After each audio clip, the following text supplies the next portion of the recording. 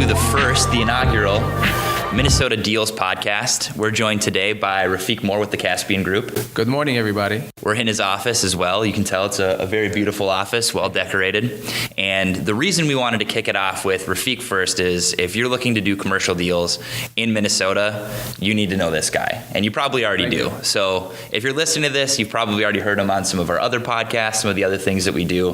But a great mentor for me, a great mentor for a lot of people. And if you're a person looking to start investing in these types of deals, he'd likely be a good mentor for you as well. Is that right? Time permitting, yes, of course. I'd love to help, yes. Of course. But just a little correction. We are in a small cap commercial realm, and we specialize in value add deals. Right. As opposed to large, towers. We're not there quite yet. But small, up to $5 million, we'd like to buy distressed assets, foreclosed or broken or, damaged in any way. And we put a structure together, raise capital, and get these deals to stabilize and cash flow. Yeah, it's a really cool model. And to go into it, and kind of the point of this podcast is we want to go into the actual nitty-gritty of individual deals and talk about some specifics. And what's great about working with someone like you is you're pretty open, but also because you're a principal in a lot of these transactions, you can share a little bit more information about how you're finding deals and stuff like that, where a broker would have to protect some client privacy. Right. So why don't we start off with this first deal that you actually are working with us on as a brokerage and as the leasing agent. It's a property at 1000 Ashland Avenue in St. Paul Park, currently listed for lease and coming up for sale very soon. How did you find that property? How did that deal kind of come across your desk? So finding deals is a part of an art in being a real estate investor. Every single day that I live, I always try to look for opportunities. I think if you know anything about reticular activation, yes, I'm always on the prowl looking for deals. This particular deal came to me when I was sitting in a hot tub. Of Lifetime Fitness. That's a good time for deals to come to you. No, we're just sitting there. Relaxed, yeah. I haven't seen this gentleman, Corey Miller, with Ackerberg companies or brokerage, and I haven't seen him in a while. I said, "Hey, how you doing?" We had a little bit of a chat, and he asked me right away, "Well, do you do any apartments?" And I said, "Yeah, we do anything that makes sense. I haven't bought apartments in a long time because they don't seem to work." Right. But this particular property has 6 units, and it's located in St. Paul Park, and it's got a commercial component to it, so it's actually a mixed-use type of property. He gave me a brief description of what the deal was, and immediately I said, "Hey, definitely interested." He sent me the deal. I'll look through it and underwrite it and give you an offer. He did not have the listing at the time.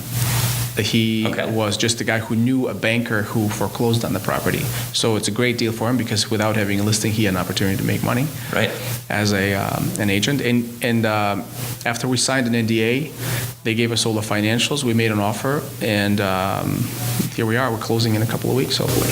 Right on. So for him, he really created a bunch of extra value for you as well by saying, he identified a property that was off market and went out, saw you, and saw the golden opportunity to say, would you be interested in an asset class like this? And then went to the bank and said, hey, I have somebody who's actively interested in purchasing this specific building. Would you give me like a one-time showing contract or something like that? Exactly. That's exactly how it went. And when we went through the property initially with the property manager, we recognized all the issues associated with the deal and problems, and we actually, there was a 2-step process. We made an offer based on an inspection contingency. Yep. And after we inspected the property and found out some issues with it, understood the property better, we asked for a credit. And we used that credit as a funds set aside to repair all the issues instead of having to buy the property, putting money down, and then taking money out of pocket to fix it. We have a credit from a seller, which is totally legal and straightforward. It's going to be in the escrow account, and as we are fixing the property, and we will request the draws and provide lien waivers and receive all the funds to stabilize the asset. Got it. So your plan then is to acquire the building, and then of course you want to improve it and stabilize it because value add is a large part of your business model. What is then? Do you have an exit strategy? Is when I'm typically looking at a deal, and again now transitioning more into commercial from residential. I always like to think of it as it needs to at least break even in terms of cash flow if I can't sell it, if my assumptions about the value of the property were wrong, if my plan is to also sell it at some point, right? So do you have what was kind of the theory? Is it flipping it? Are we holding it? When we get into the property, we always have a multifaceted approach to our strategy. Yeah. We want to have a lot of options. Option number one for us was to buy the property, lease the first floor, immediately boost the income, and create value, and then sell it on a certain cash flow or cap rate. Okay. The strategy number two is buy, stabilize the property, go to a bank and refinance, extract our equity, and hold it long term. And strategy number three, simply assign the contract, which we don't do a lot of, but sometimes when very eager people in the particular market want an asset, we're happy to assign the contract after negotiating the deal, understanding the problems with it, and really providing a fully understood solution. Right. Especially if we have a tenant for the first floor in that particular building. The building value will increase by almost 30% if we rent the first floor. And, we're buying this thing for $450,000 right now. I think the value will be about $600,000. Once the tenant's placed in that lower space. And on day one, 6 bedrooms that will be rented will generate enough income to pay our mortgage, pay the taxes, pay all the insurance and other expenses, and generate some cash flow. So we are already positively cash flowing on day one with the bump in cash flow from the first floor tenant, which will make it a really nice cash cow.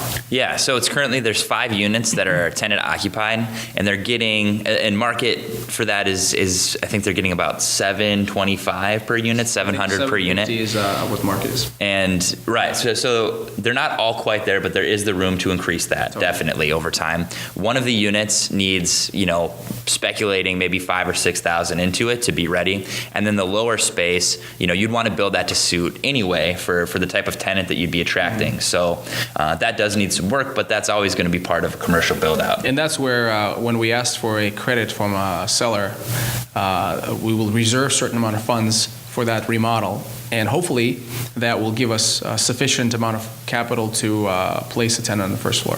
Right. Which there's a multitude of uses. It could be a bakery, it could be a store, it could be a some sort of a sports, like a jiu-jitsu or a karate studio or something like that. I think. Yeah, that'd be awesome. Yeah, it'd be great. It's more fun when you put in like cool tenants and stuff that you like, right? Absolutely, definitely. So this thing then fully leased out. You're acquiring it for $450, and once we get everything working on all cylinders here, it should be generating roughly like $7,000 a month in gross income, which you can already see the discrepancy there. So I don't know if this is a deal you did by yourself or if you have an investor client that you work with, because I know you do a lot of that as well. But there's a huge spread. Yeah, this is a small enough deal where I did this deal with my business partner, Ray. He's been a friend and project manager for me for a long time. This is a smaller project for us, and I try to buy warehouse buildings that are larger. My ideal size is 50 to 60,000 square feet. We can go as high as 120,000 square feet. Right. But so 8,000 in St. Paul Park isn't your standard. 8,000 square foot deal is good. I mean, it's a little a base hit. It works, and it's going to be a nice little cash flowing asset for us, I think. Absolutely. Well, I'm really excited excited that you were, willing to let us take on that listing for you, see how we work over on the east side. You guys improve yourselves. I think it'll be great. Oh, we will. There's a video coming out right now. We're just waiting on Facebook ad approval, but that's going to be pumping everywhere and within 15 miles of there, on top of the traditional marketing strategies that we like to do. So keep your eyes open for it. And if you have any interest in the property, you can get a hold of me. All my contact info will be below. And Rafiq, thank you so much for kicking it off on the first one here with us. Thank you for having me, and I'm happy to share with any other deals we can do, we will do in the future. Oh yeah, we need to keep doing these. Well, more deals to come, everyone.